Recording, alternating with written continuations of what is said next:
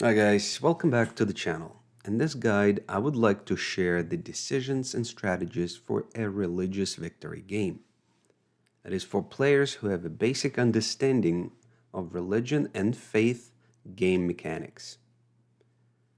First of all, you'd certainly want to get as much faith bonus as you can and as early as you can from each religious city-state. But out of all city-states, Yerevan is the most important. It is definitely worth manually adjusting the game settings for it to be included in the game, especially if you're a new player with under 1,000 hours of Civ. I will also mention the benefit of Jerusalem suzerainty because its bonuses make your life easier. You'd want to get suzerainty at the early stage of your religion spread. Yerevan is important because it allows apostle units to choose from any possible promotion instead of receiving a random one. I can't stress enough the importance of this city for your game. If it if this city is in the game, get the suzerainty of it and keep it. Jerusalem, on the other hand, allows your cities with holy sites to exert pressure as if they were holy cities, which is 4 times the pressure on all cities within 10 tiles. This bonus will make your life much easier and help the religion spread faster because every city of yours will have a holy site. So, what religious beliefs should you pick? Because too often your opponents would pick the same beliefs before you do, it is important to get your religion enhanced as soon as you can. There are 4 types of beliefs, and only one of each type can be selected to evangelize the religion. There are a total of 4 beliefs. The first 2 beliefs are selected once the religion is founded, and the first one is always the follower type. The second belief can be any other type, which should be the enhancer, and you expand the apostle to complete it. The next 2 beliefs will require an apostle for each one, meaning that in total, from founding the religion to evangelizing it, you will expand 3 apostles, and they're going to disappear, they're gone. Follower is the first belief to pick once the religion is founded. The only ones I hunt for are work ethic and choral music, but they're not as impactful towards the victory as the other types. Work ethic will allow holy sites provide production equal to their faith adjacency bonus, which obviously can be very powerful provided your holy sites are generating a good amount of faith. Holy site would act almost as an industrial zone to help city production. Choral music allows shrines and temples to provide culture equal to their intrinsic faith output. Basically, culture will equal faith output. Then that your focus will be on faith generation, other yields will suffer, such as culture. That's why choral music could compensate to some extent the lack of culture yields. Enhancer beliefs, well, now these are the most important beliefs that will help you immensely in spreading the word. If neither of these beliefs is available, then it will be much harder to win. The first and foremost, I think, is the Holy Order, where missionaries and apostles are 30% cheaper to purchase. This really should be number one priority. The more apostles you can buy with less faith, the better. Unless you generate some crazy amount of faith already and you think that scripture or itinerant preachers would be better. Scripture is pretty powerful, actually, and allows the spread of the religion to go much faster. The next belief is worship, and here mosques are super important. First of all, it gets +3 faith, but more importantly, the missionaries and apostles gain +1 spread religion charge. So instead of the default 3, each apostle created in the city with a mosque will get 4 by default. Other buildings I would consider would be like Gurdwara, which comes with 3 faith and 2 food and 1 housing, because the higher the population, the higher the yields overall, right? Buildings like Meeting House, Stupa, Synagogue, Wat, any of those will do just fine. And the last belief type is a founder belief. Here you have some choices, and the importance of these is not as paramount. The game conditions could play a role in your decision. And I usually lean towards like Teeth with like +3 gold for each city following this religion, a world church, again going with culture, because this coupled with choral music will help drive your civics research pretty significantly. So all you have to do is build some campuses to keep up with other civs' tech advances. On to the units. So one thing to remember about the religious units is that the cost of each unit is progressive. They get more expensive with each unit purchased. But being that your faith generation should grow every turn, it shouldn't be much of a problem. All units have defensive combat capability, meaning that they all can withstand an attack by an opponent's religious unit, and all can ignore borders except for the Inquisitors. Keep in mind that in case of a war, your opponent will exterminate your religious units fairly quickly. Missionary unit is the first one you get after building a holy site with a shrine. Its purpose is to spread religion, and it has 3 charges to do it. But I would rather save my faith for an apostle for that same purpose and stronger effect. Not really sure how valuable missionaries are at all.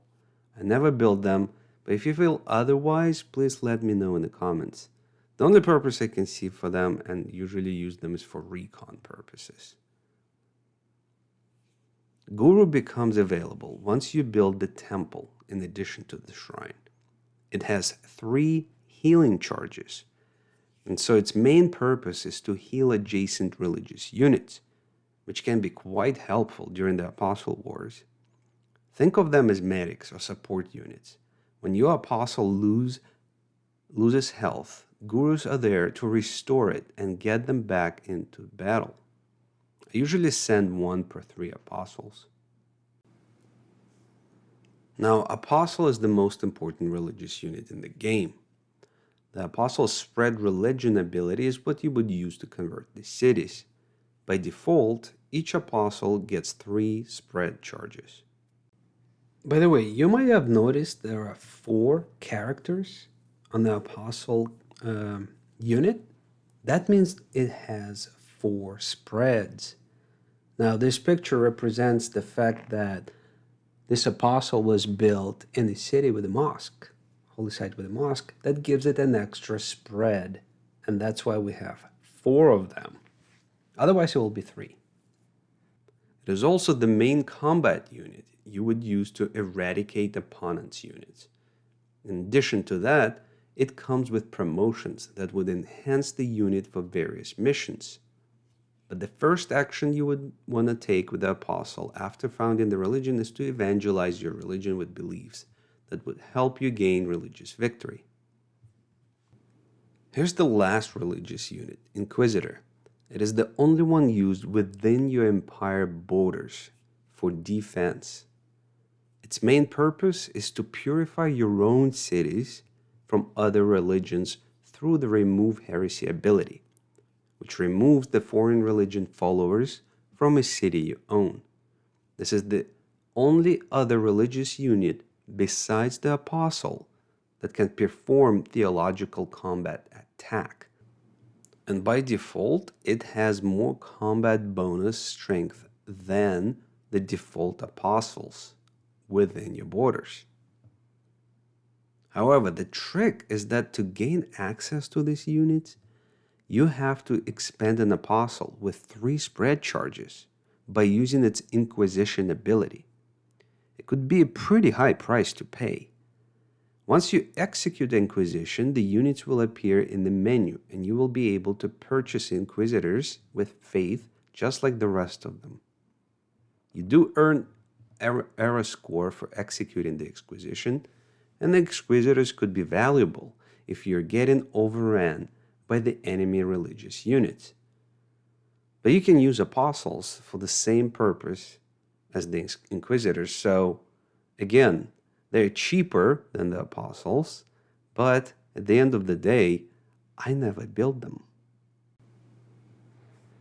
So now, once you have the religion evangelized, I would make sure all of your cities are converted or build apostles to do it. The next step would be to make sure each city has a holy site and a mosque in it, because you need to generate as much faith as early as you can. Another thing is you need to have moksha promoted to patron saint title.